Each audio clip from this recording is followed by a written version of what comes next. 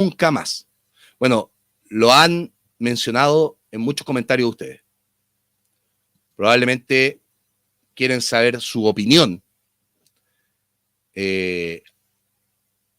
Ha estado en las noticias bastante. Se trata de Matías Camacho, presidente del Club Social y Deportivo Colo-Colo, con quien vamos a conversar, vamos a invitar a este panel cuando quiera. Miguelito lo proyecta, ya está en las oficinas del club. Matías Camacho, presidente del Club Social y Deportivo Colo-Colo, ¿cómo estás? Muy buenos días, muchas gracias por aceptar la invitación y conversar con Dale Albo AM. ¿Cómo estás, Matías? Hola, Edson, ¿cómo estás? Muy buenos días, un abrazo por allá. Buenos días. Tu nombre ha estado bien en cuestión estos días. De hecho, no sé si estabas viendo el programa, pero más de alguna persona lo nombraba y no positivamente. Se te ha cuestionado mucho, en particular por la salida de Gustavo Quinteros, que acá yo lo anticipé, lo mencioné en algún momento, la postura del club estuvo por la salida de Gustavo Quinteros. ¿Cómo te tomas estos días, esta situación y cómo lo has llevado personalmente? Sí, bueno, son momentos difíciles. No, a mí no, la verdad que este tipo de cosas no me sorprende mucho, ¿verdad? Yo siempre lo digo, quienes estamos en cargos dirigenciales lo tenemos que hacer también de manera responsable en la toma de decisiones. Más allá de las decisiones no se pueden tomar mirando un aplausómetro, ¿verdad? ¿En qué tan popular voy a ser si decido A o decido B? Cuando hay convicciones detrás. Tanto Alejandro de Droguet como yo nos formamos la convicción profunda de que era el camino correcto, de que era una decisión correcta y necesaria en este momento. Por distintas razones que las podemos ir conversando y desmenuzando sin duda en el desarrollo de esta conversación, pero fue una decisión tomada desde ahí, desde la convicción.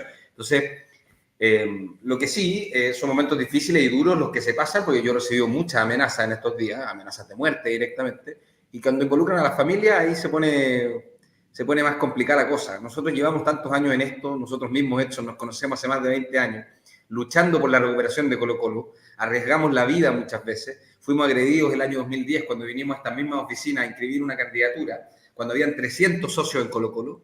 Nadie podía opinar porque el que opinaba distinto venía a una asamblea y se atrevía a levantar la mano, era amenazado de muerte inmediatamente por matones a sueldo, gente con prontuario criminal que venía a amenazar a los socios en las propias elecciones que se desarrollaron ese año 2010 en Casa Alba. También habían miembros de la ex coordinación Garra Blanca, ¿verdad?, que funcionaban como matones a sueldo, amedrentando a quienes venían a votar por la lista opositora. Entonces, esa lucha que dimos por años es la que permite que hoy día los socios, los hinchas se expresen libremente. Esa lucha que dimos en esa época, arriesgando nuestras vidas, es la que permite que hoy día cualquiera pueda emitir su opinión. Por tanto, yo celebro eso. No me puede parecer mal que la gente pueda opinar y pueda criticar también. Luché para que pudieran opinar y para que pudieran criticar y lo pudiéramos hacer todo y todas. Pero otra cosa es sobregirarse, ¿verdad?, y empezar a involucrar a las familias en esto. Eso me parece que es muy intermedio. A ver, a mí igual me parece que es grave esa situación. ¿Tomaste alguna acción respecto a esa situación? Sí, estamos tomando acciones junto a Alejandro Droguet, estamos tomando acciones, en mi caso se publicó mi domicilio, se publicó mi local de votación el día de ayer, entonces sí, estamos tomando acciones legales, sobre todo con las personas que hagan amenazas de muerte. Vamos a solicitar ahí la aplicación de algunas medidas de seguridad y también de las penas que correspondan. Recordemos que amenazar de muerte a cualquier persona es un delito. Hablaste de convicciones, creo que es una palabra no menor y la destacaste en más de alguna ocasión. ¿Por dónde pasaron estas convicciones para la salida de Gustavo Quinteros? Perdón, Edson, te perdí un segundo. Sí. Ahí, te decía que hablaste mucho de la palabra convicción. ¿Por dónde pasaron estas convicciones para la salida de Gustavo Quinteros? Bueno, hubo un tema yo lo he mencionado, de cumplimiento objetivo. Esto ha sido bien criticado también, porque se dice, bueno, ¿cómo iba a cumplir los objetivos si los refuerzos no fueron los buenos? Pero justamente se van instalando, yo creo, a veces algunas falsas verdades en la opinión pública, que es bueno irlas aclarando. Por eso yo, de hecho, a mí a veces me dicen, da la cara, algo que creo que he hecho bastante estos días. No sé si hay alguien mucho más, si se puede encontrar mucho más en la dirigencia de Colo-Colo que haya salido a explicar y a plantear una vocería o a plantear una posición, más que una vocería. Yo soy vocero únicamente del Club Social y Deportivo Colo-Colo, nada más. Y en ese sentido puedo hablar tanto por lo que hacemos Alejandro y yo. Pero nosotros nos formamos esta convicción porque hay un desgaste. Creemos que la relación ya no estaba buena entre el cuerpo técnico y el camarín, que la relación tampoco era buena con la dirigencia, había una falta de autocrítica importante del técnico. O sea, nosotros tuvimos una reunión en la que el técnico nos señala que con este plantel, que insisto, para mí es el mejor plantel del fútbol chileno, Más allá de si nos gusta o no, más allá de si es un plantel competitivo a nivel internacional, pero que alguien me diga un equipo del fútbol chileno que tenga un mejor plantel que este, por nombre, por cantidad de jugadores, posición, o sea, veamos la cantidad de volantes que tiene Colo-Colo, la cantidad de extremos que tiene Colo-Colo, incluso yo te diría de centrales, más allá de las lesiones, pero tenemos una cantidad de jugadores. ¿Cuántos centrales tiene Colo-Colo? ¿O tenía hasta que terminó el campeonato? 7, fácilmente. Emiliano Amor, Matías de los Santos, Ramiro González, Alan Saldivia, Peluca Falcón, Dani Gutiérrez. Si le suma Jason Rojas y Bruno Gutiérrez, tienes 8 centrales. Bueno, 2 arqueros de excelente nivel, en fin. Entonces, el técnico nos dice, mire, con este plantel y cualquier otro técnico, ustedes estarían peleando el descenso. Eso a mí me parece una falta de respeto. Me parece una falta de respeto no solo al plantel, me parece una falta de respeto a la institución. Me parece una falta de respeto a toda la gente de Colo-Colo. Entonces, ese tipo ¿Y de eso cosas se lo dijeron en algún momento? Porque Gustavo Quintero siempre habló de que existía una excelente relación con los dirigentes. Sí, bueno, eso se le respondió. De hecho, hubo ahí directores que le respondieron en su minuto y le plantearon este tema, digamos. Entonces, de cómo era posible este tipo de cuestiones. Yo lo mencionaba en otro espacio, la situación de Emiliano Amor, por la que yo personalmente pregunté varias veces, por eso la menciono, ¿no? Porque yo estuve muy metido en esa situación en la que pregunté muchas veces cuál era la situación de Emiliano Amor. La respuesta del técnico fue que Emiliano Amor, un poco responsabilizando al jugador y al cuerpo médico, y que yo creo que hay que revisar esa situación, efectivamente, pero este tema de siempre tener un responsable externo es lo que complica, ¿no? La lesión de Emiliano Amor es culpa del jugador y del cuerpo médico. Oye, no hay ni una capacidad de autocrítica, es decir, pucha, quizás todos nos equivocamos un poco en la lesión de Emiliano, veamos qué falló, veamos cómo lo corregimos, pero no, estos gallos son responsables de esto, yo no tengo nada que ver. Entonces, esa actitud de falta de autocrítica fue muy persistente en la interna, ¿no? El tema con Jordi Thompson a nosotros también nos distanció bastante.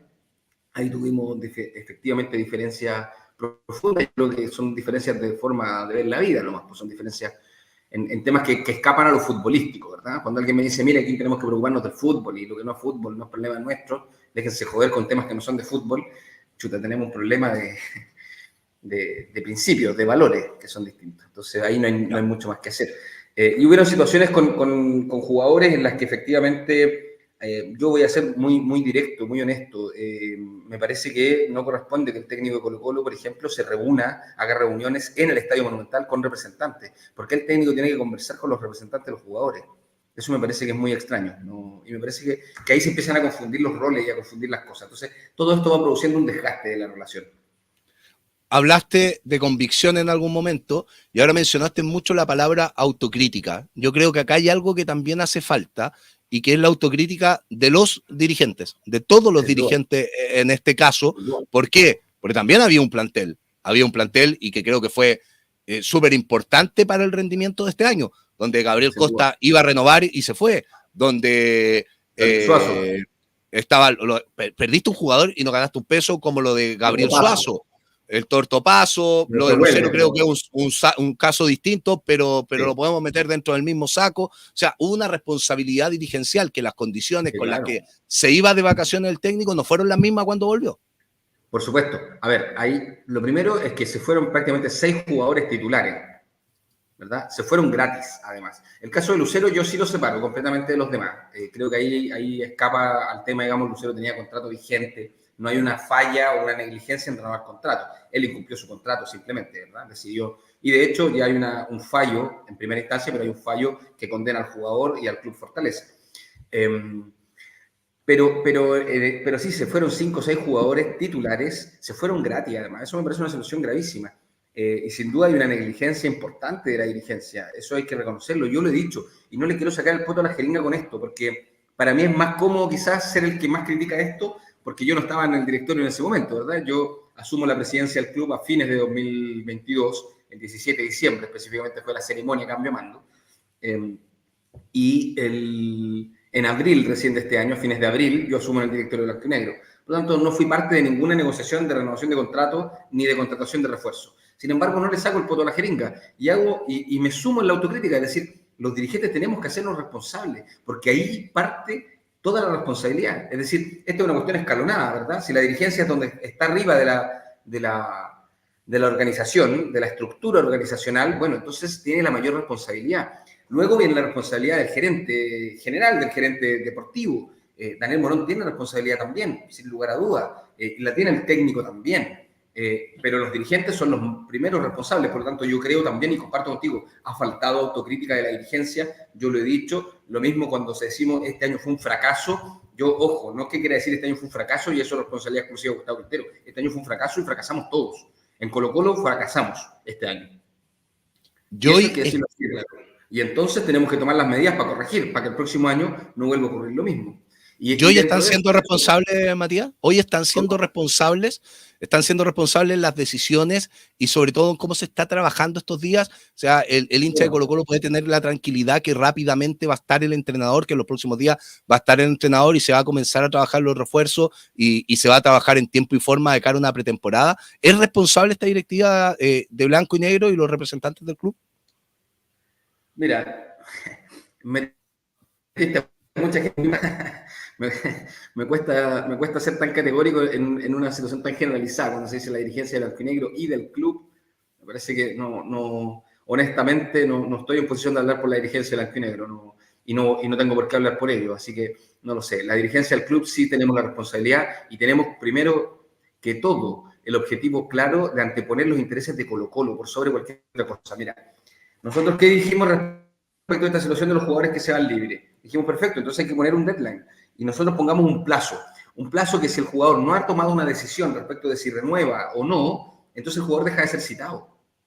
Porque tampoco se trata de cortarle las alas a ningún jugador. Si un jugador dice, yo me voy a fin de año, ponga el ejemplo que quieras, el mismo Gabriel Costa, Gabriel Suazo. Oye, Gabriel Suazo se va a Europa y está teniendo una carrera exitosísima. ¿Quién podría haber querido cortarle las alas a Gabriel Suazo? O sea, ha tenido una carrera exitosa, un jugador que partió con algunas dificultades, que se consolida en Colo-Colo, que se convierte en un lateral izquierdo, el mejor lateral izquierdo del fútbol chileno, y termina yéndose a Francia, digamos, con una temporada exitosísima. Entonces, no se trata de eso, pero se trata de que no puedes llegar a fines de diciembre o a mediados de diciembre sin saber si un jugador que queda libre va a renovar o no, o a enero en algunos casos. Entonces, eso no cruza, no sé si es la palabra correcta, pero lo legal o las potestades del técnico, porque si el jugador tiene contrato hasta el 31 de diciembre, es parte del club hasta el 31 de diciembre, y si es un titular y está peleando el título, ¿qué decisión va a tomar el entrenador?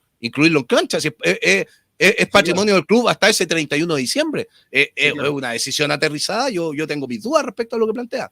Lo que pasa es que es una decisión para buscar la responsabilidad, porque si no, se terminan estirando el elástico, tal como pasó, estirando el chicle, como pasó el año pasado, ¿verdad? Donde jugadores no tomaron una definición a tiempo, o no la comunicaron a tiempo, o el club no se hizo cargo a tiempo. Podemos verlo desde la perspectiva que queramos, pero finalmente se termina llegando a estas mismas fechas, 18, 20, 15 de diciembre, con jugadores que no se sabe si van a firmar o no. Entonces, eso no puede ocurrir, y que no han firmado ni han dicho, me voy. Porque si el jugador dice, me voy en septiembre, en octubre, en noviembre, ningún problema. Ese jugador obviamente se sigue contando con él. Yo no estoy diciendo, Hodgson, que el jugador que se va no se cuente con él, para nada. Si se va, perfecto, ya tenemos una decisión tomada y entonces nos ponemos en la tarea, con esos meses de anticipación, de buscar un refuerzo, de buscar un reemplazo. El tema es la indefinición, el tema es no responder si me quedo o me voy, no tomar una decisión, no tomar una definición. Lo que estamos diciendo es, hay que poner un plazo para tomar una decisión, me quedo o me voy. Esa negociación no puede llegar hasta el 31 de diciembre. Lo encuentro algo peligroso, porque si el futbolista dice, bueno, entonces yo pongo plazo a agosto para que la dirigencia me entregue una oferta y si no me la entrega, no entreno más. No es delgada la línea en eso. No, el jugador que tiene contrato no puede dejar de entrenar. Y el jugador que tiene contrato no puede dejar de jugar. Sí, claro, puede dejar de jugar. Esa es una definición del club. Jordi Thompson, de hecho, tiene contrato vigente con Colo-Colo. O sea, pero no puede dejar de entrenar y es parte de. Y si el técnico lo quiere utilizar, lo tiene que entrenar. No, en ningún momento, por supuesto, tiene que entrenar y está disponible. Lo que hemos dicho es tomar la decisión institucional. Y eso son obviamente conversaciones con el cuerpo técnico, decir, mire, hay un jugador que no quiere tomar una definición, que ya se le puso, y estamos hablando de plazo razonable, eso, por supuesto, nosotros no le vamos a decir, oiga, tiene que firmar en abril, o el ejemplo que tú ponías de agosto, es muy complejo, ¿verdad? En agosto tomar la decisión de si me quedo o me voy. Pero son medidas que van apuntando a que no ocurran este tipo de situaciones. Entonces, yo creo que hay una preocupación, al menos, insisto, de nuestra parte en este tema. Yo, te repito, hablo tanto por Alejandro de Droguer como por mí, que somos quienes representamos al Club Social y Deportivo Colo-Colo dentro de la mesa del alfinegro. La responsabilidad que tiene los empresarios de blanco y negro, la verdad, no lo sé. Y cuando digo los empresarios es porque creo que hay una cierta diferencia en las dirigencias, ¿verdad? Es un tema semántico quizás, pero para mí siempre la ha tenido. Daniel Morón, que lo mencionaste a la pasada, ¿su nombre nunca estuvo en cuestión? Yo creo que su nombre ha estado en cuestión permanentemente, como el de todos. Eso es parte de... No veo por qué haya alguien en Colo-Colo... Perdón, David Arellano solamente está aquí atrás, mijo. David Arellano, hay uno solo, digamos. Yo no sé quién... Perdimos la señal por minutos, Miguel. ¿Me escuchan, Mati? Todos somos cuestionables. Sí, te escucho.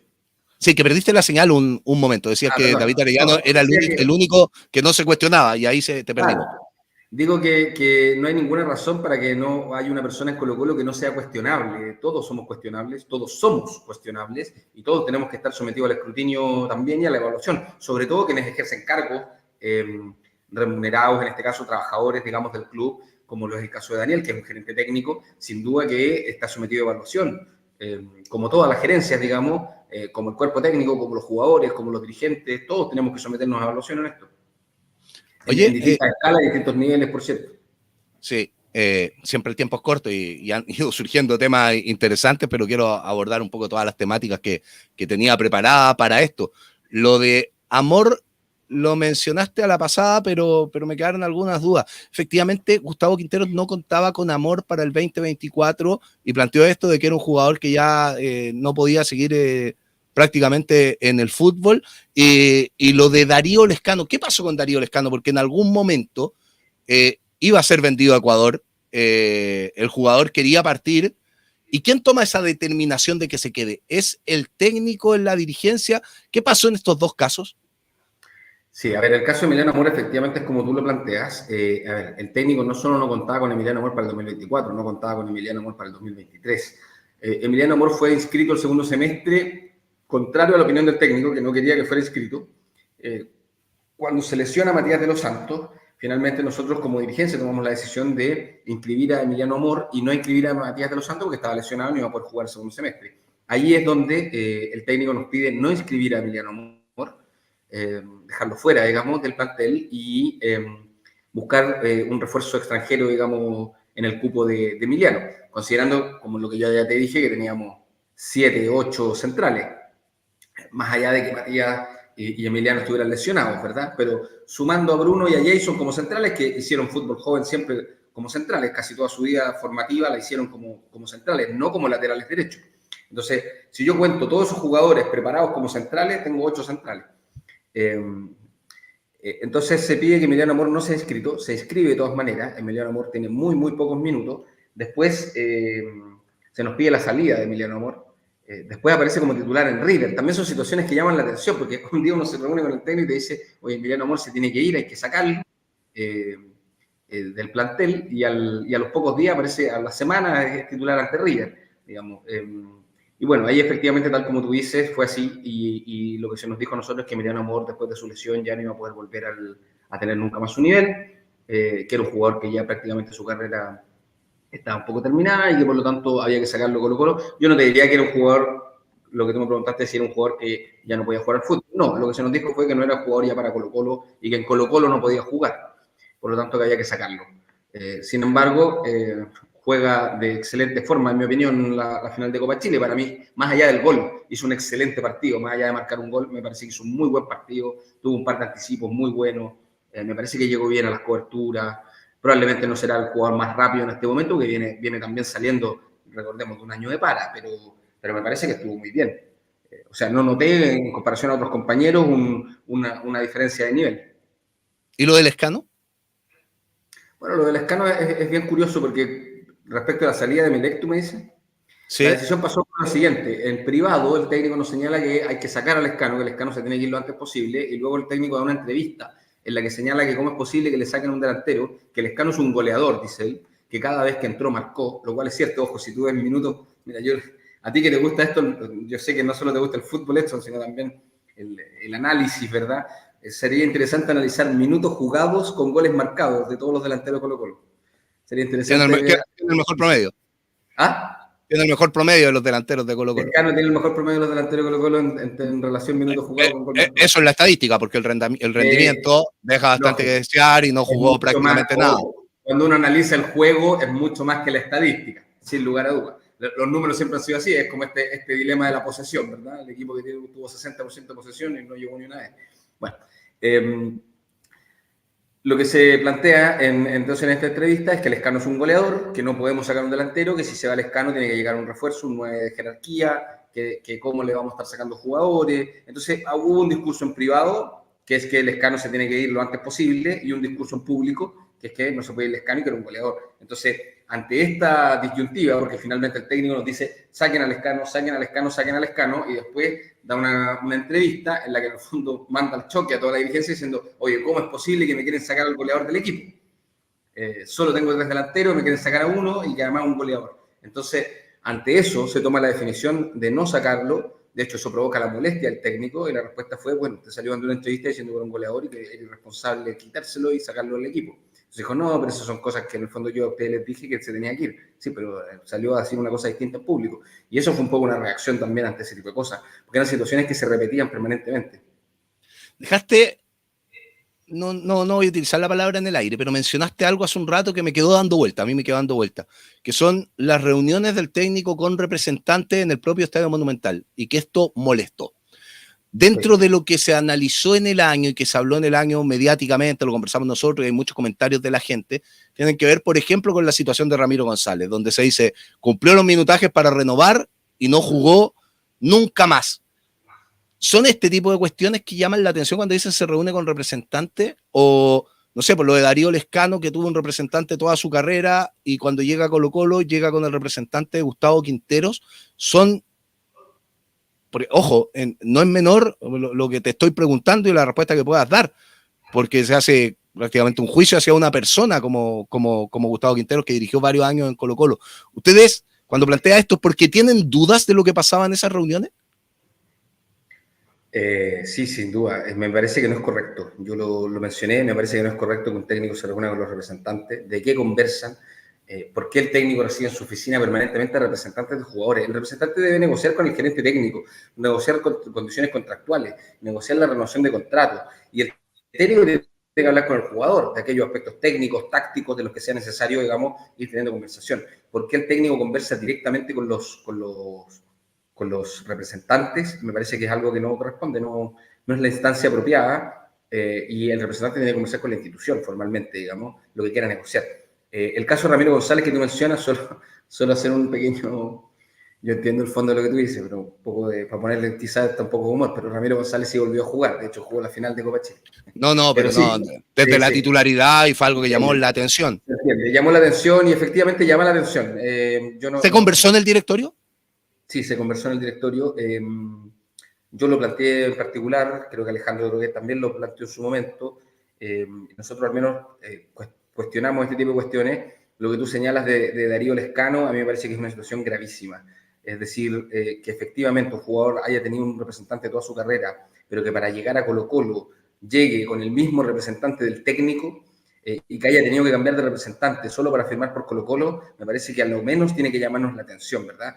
Es una situación anómala en cualquier parte, yo creo, del mundo, ¿no? Que un jugador tenga que cambiarse de representante al representante del técnico para poder firmar contrato en una institución. Eso es muy raro. Entonces, bueno, ¿cómo lo señalaste tú recién, no lo dije yo, pero es grave.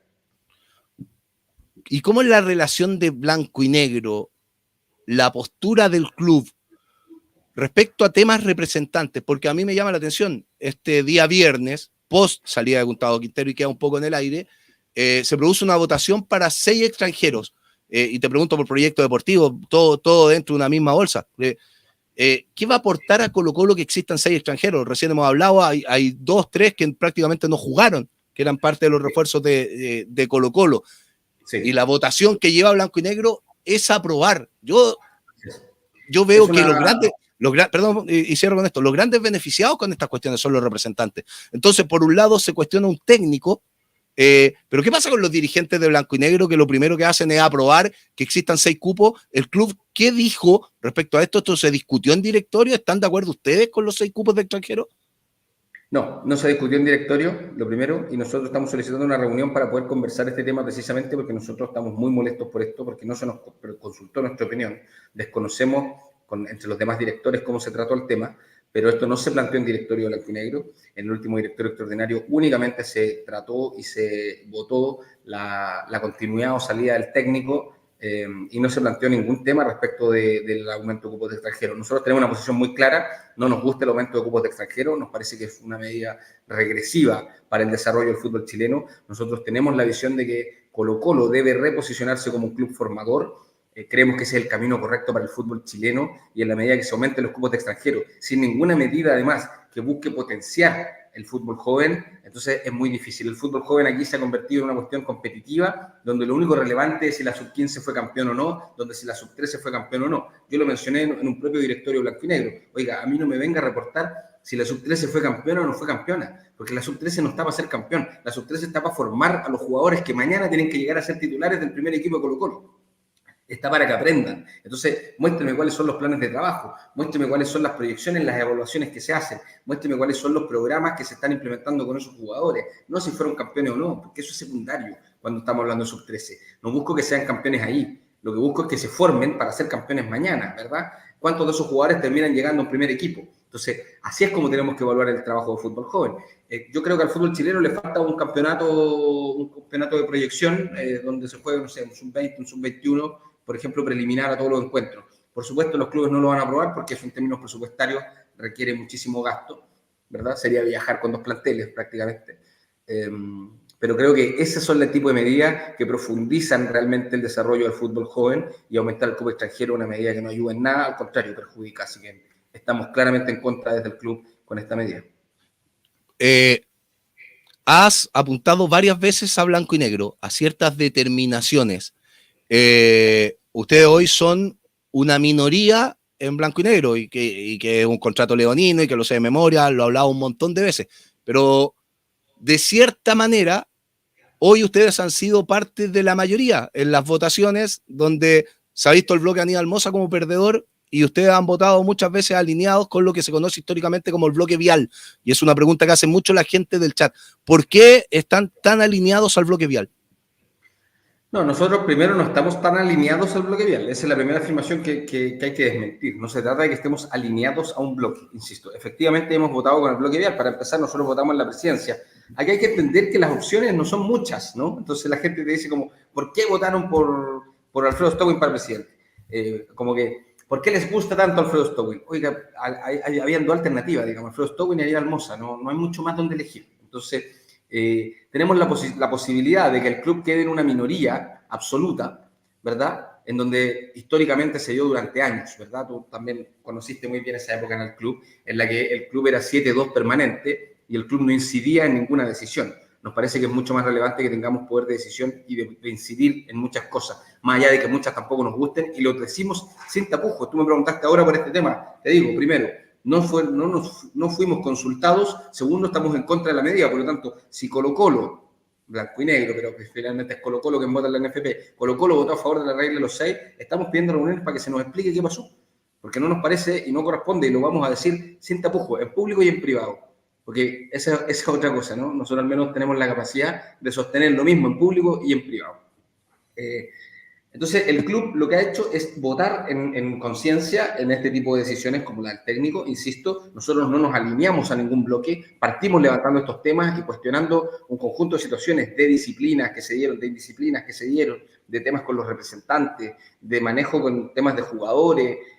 Todo eso lo planteamos nosotros en el directorio. No fue ninguno de los bloques accionarios.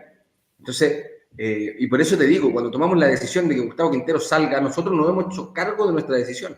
Yo estoy aquí poniendo la cara con una medida que sé que es tremendamente impopular, pero como te digo, que tengo la convicción de que fue la correcta. No he visto a nadie de los famosos bloques haciendo lo mismo, de ningún lado ni del otro, ¿verdad? Nadie ha salido a fijar una posición clara y argumentar por qué sí o el por qué no. Entonces, bueno, nosotros sí lo hacemos.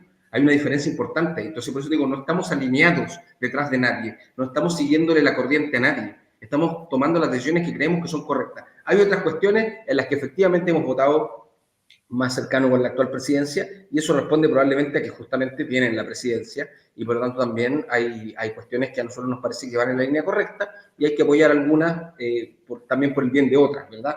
Consideremos que este año ha sido dentro de una gestión política para el club que ha tenido logros importantes. Nosotros este año logramos recuperar los asientos de Océano, que había perdido el club y que estaban en manos de la concesionaria. Tú fuiste director en la época de Fernando Monsalve. Nosotros llevábamos más o menos 7 años, un poquito menos, 6 años más o menos, tratando de recuperar esos asientos. El club, digo, cuando digo nosotros me refiero al club. Hubieron mesas negociadoras bajo presidencia de Gabriel Ruiz-Tagle, presidencia de Aníbal Mosa, presidencia de Edmundo Valladares, presidencia de Alfredo Stowin, 4 presidentes de blanco y negro. No se pudieron recuperar esos asientos. Y este año recuperamos los asientos para la administración del club, por eso hemos tenido la posibilidad de sortear entradas para todos los partidos y también para los recitales, que muchas veces se dice, claro, les regalan las entradas porque tienen entradas. No, son entradas que el club recuperó, que le pertenecen al club como accionista de la inmobiliaria Estadio Colo-Colo. El club recuperó la administración de esos tickets, alrededor de 138, un poquito menos, porque hay que descontar, hay unas entradas que se asignaron, recordemos cuando se dieron los asientos del sector Campeones de América. Hay que descontar eso, pero estas entradas son sorteadas para todos los partidos y además se entregan algunas al área social, que las distribuyen fundaciones, hogares de niños, etcétera, y también a veces se hace alguna vinculación con escuelas de las filiales. Todo eso, digamos, sale de esas entradas. Pero eso es una posición política. Nosotros habíamos perdido la plata del futsal, blanco y negro desde el 2021, que no nos pagaba la plata del futsal, la recuperamos este año, fuimos a cobrarles la plata. Entonces, son de pequeñas cuestiones que nosotros hemos estado reposicionando en lugar del club. Recuperamos el poder tener entrenamientos para los socios acá, ya dado que los entrenamientos con público se terminaron hace varios años. Entonces, hemos ido encontrando espacios, ¿verdad? Reconquistando espacios. No nos queda tiempo y siento que nos faltan muchos temas. Voy a ver si vamos a extender algunos minutitos porque te quiero preguntar algunas cosas. Ya hablamos harto de blanco y negro, ya hablamos harto de la salida de Gustavo Quintero. El básquetbol ayer fue campeón, al voleibol le ha ido muy bien, las ramas deportivas están súper bien posicionadas, pero más allá del resultado, que el resultado es una consecuencia de que puede venir de años anteriores, que puede ser de este año, etcétera, pero es una consecuencia de cuál es el proyecto club liderado por Matías Camacho, el proyecto Club Social y Deportivo Colo-Colo, hacia dónde apuntan. Te aprovecho de preguntar varias cosas al respecto. No sé, el año pasado vimos una corrida, una Navidad, y este año la gente del chat me dice, oye, ¿por qué este año no hay ninguna actividad en diciembre? ¿Qué es lo que pasó? ¿Hacia dónde van los caminos del Club Social y Deportivo Colo-Colo? Sí, lo primero, para aclarar eso rápidamente, el tema de la corrida, efectivamente, bueno, era muy complicado por fechas, porque hay que tener permisos, ¿verdad?, de las autoridades. Había este año plebiscito y un montón de otras cuestiones que lo hacían más complejo, juegos panamericanos, panamericanos, que hacían más complejo el cierre de calle y todo eso. Pero hay que considerar que la corrida a Colo-Colo, al club, le costó más de 60 millones de pesos el año pasado.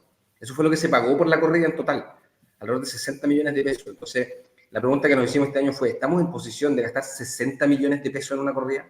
¿Es realmente lo que el club requiere, gastarse 60 millones de pesos? ¿Es lo que los socios realmente requieren, 60 millones de pesos para una corrida? Nos pareció que no, la evaluación fue que no. Bueno, podemos estar de acuerdo o no, digamos, pero hay una razón de fondo de por qué no hacer la corrida, digamos. Ese fue el costo de la corrida del año 2022, 60 millones de pesos.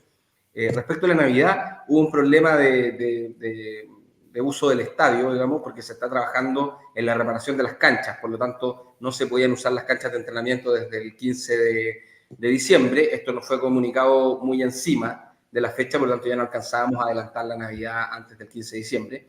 Estaba planificada en estos días y lamentablemente nos avisaron un poco encima y no logramos reagendar la fecha. Por lo tanto, lo que se va a hacer es una actividad en enero, más que navideña, probablemente ya más veraniega, digamos, pero se va a hacer una actividad masiva en el estadio para los niños con juegos inflables, juegos de agua. Va a estar muy entretenido eso, que creo que es primera vez también que se hace en este carácter, ¿no? Con juegos de agua, con una cosa como más estival.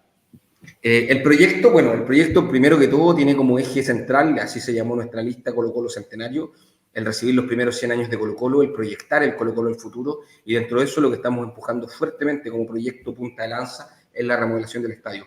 Creemos que el Colo-Colo del Centenario sí o sí debe tener un monumental del Centenario, un estadio a la altura del futuro, y por lo tanto estamos trabajando fuertemente en eso. Esperamos pronto tener novedades y esperamos que ya a la llegada del Centenario estar más, ojalá, pudiendo cerrar el estadio para el Centenario pensando en iniciar obras. ese sería un objetivo ambicioso. A ver, pero Matías, las dirigencias siempre terminan siendo caballitos de batalla. Muchas veces pasó con Aníbal Mosa, Harold Mayne Nichols hace tiempo atrás, no, la remodelación del estadio, y finalmente esa cuestión nunca llegó. Y siempre terminan siendo grandes caballos de batalla, pero el hincha dice, no pasó nada, ni hablar de la mano de gato en la primera administración de Gabriel Ruiz Tagle, que se le hizo al Estadio Monumental, etcétera. Dicen. Sí, pero siendo serio, llevando realidad y un deseo, un anhelo que tiene el colocolino, ¿efectivamente han existido reuniones? ¿Efectivamente se está trabajando esto o es un eslogan? No. Mira, lo más serio que puede haber es que de hecho no hay ningún anuncio concreto. ¿Y por qué no hay ningún anuncio concreto? Porque nosotros estamos esperando a tener avances concretos para poder hacer los anuncios. No queremos salir a sacarnos una foto y decir, oiga, nosotros vinimos, le presentamos esto, hicimos tal cosa, hicimos tal propuesta, ¿no?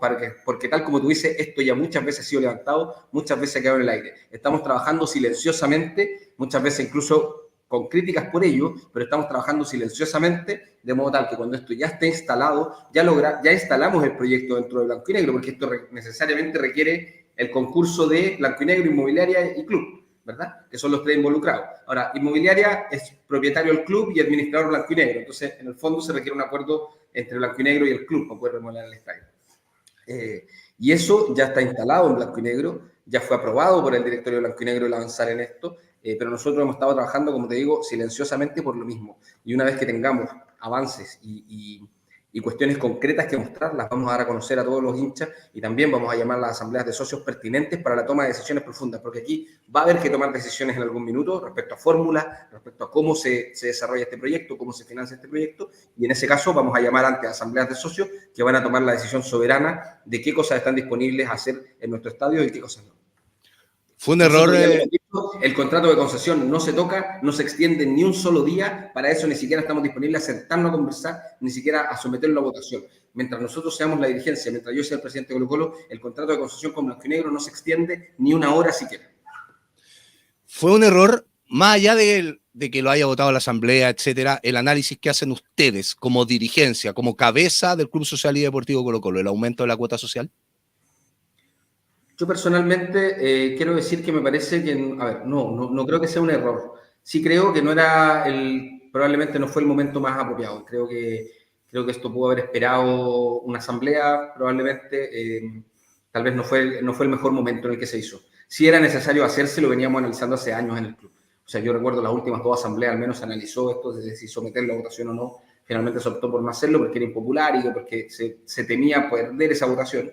Pero siempre tuvimos la convicción de que era necesario. El tiempo es cuestionable, sin lugar a dudas, y tenemos que revisar finalmente si fue una buena o mala decisión. Y no tengo problema si terminamos concluyendo que fue una mala, salir a reconocerlo y decir que nos equivocamos. Es parte digamos, y es parte también de la responsabilidad política que tenemos, el reconocer cuando hemos tomado decisiones equivocadas. Yo quiero finalizar. Una decisión tomada por la asamblea y como te digo, yo creo que la decisión no es errada en términos de que era necesario subir la cuota. No era sostenible tener una cuota congelada 30 años. Sin embargo, pudo no haber sido el mejor momento, sin lugar a dudas. Me están diciendo que tiene otra entrevista ahora, así que tenemos que terminar rápidamente. Solo lo último. ¿Qué tan lejos estamos de tener una elección, un proceso como lo que vivió Boca Juniors ayer? Bueno, eso sería maravilloso. Yo creo que aquí hay una situación de crítica interna muy injusta, porque los últimos 3 presidentes del club hemos sido electos sin votación alguna, ¿verdad? Fernando Monsalve fue electo sin votación, Edmundo Valladares fue electo sin votación y yo fui electo sin votación. ¿Por qué se produce esto? Podemos criticar a Fernando Monsalve, Edmundo Valladares o a Matías Camacho porque no hubo elección. Nosotros cumplimos con el requisito del 50% para que exista una elección. Ese requisito del 50% para que exista una elección es que haya inscripción de a lo menos 2 listas, ¿verdad? Es un requisito básico. Para que haya una elección, a lo menos tienen que haber 2 candidaturas. Nosotros, tanto Fernando, Edmundo y yo, hemos cumplido con inscribir una. Bueno, si no ha habido otro proyecto político en Colo-Colo que tenga la capacidad de construir una propuesta, de construir una alternativa, de articularse, de cumplir los requisitos, inscribir una lista para competir, entonces lo que tenemos que cuestionarnos es qué es lo que la orgánica colocolina, cómo está funcionando la base política del club. Nosotros esperamos que haya elección, sin lugar a dudas. Yo esperaba que hubiera elección este año, me hubiera encantado ser electo, digamos, luego de un proceso eleccionario, pero lamentablemente, como digo, no han habido y yo voy a hacer todo lo que esté a mi alcance como presidente para que en la próxima elección del club hayan 2 listas y haya competencia. ¿Habrá técnico de Colo-Colo en los próximos días? Tiene que. No hay otra alternativa, lo hemos dicho fuerte y claro, ese es un imperativo y tiene que ser un técnico que nos satisfaga. De otro modo, vamos a ser los primeros en salir a aclarar esta situación y a denunciar lo que haya que denunciar. ¿El plazo de esta semana? No sé, no quiero poner un plazo así de días. Muchas gracias, Matías. Sé que tiene otra entrevista. Muchas gracias por el tiempo. Ahí, que esté muy bien. Ahí estaba Matías Camacho, presidente del Club Social y Deportivo Colo-Colo.